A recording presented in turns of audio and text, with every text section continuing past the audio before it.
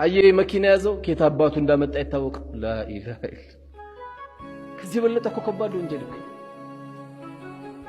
ደሞ ከታባቱ አምጥቶ እኔ መሰለ ጃኬት ደሞ የለበሰው አረ ሰሞኑን ደሞ ቀብረር ብላለች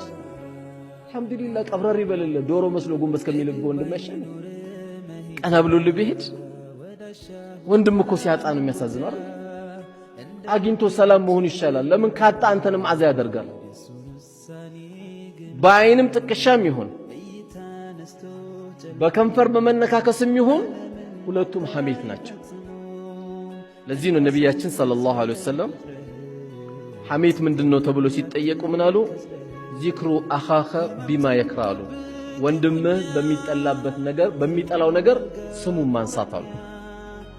በሚጠላው ነገር ስሙን ማንሳት ሰዎች ካለማወቅም ይመስላል አንዳንዴ ልክ የወንድማቸውን ስጋ ሊበሉ ሲሉ ምን ይላሉ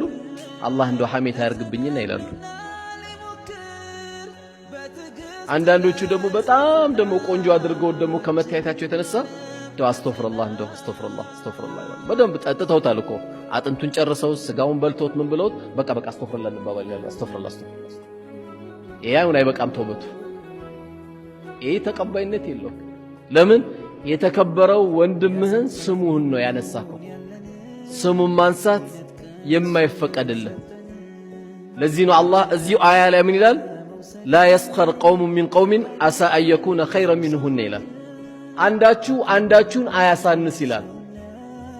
አንተ አታውቅም እንጂ አላህ ዘንድ እሱ ነው በላጩ አለ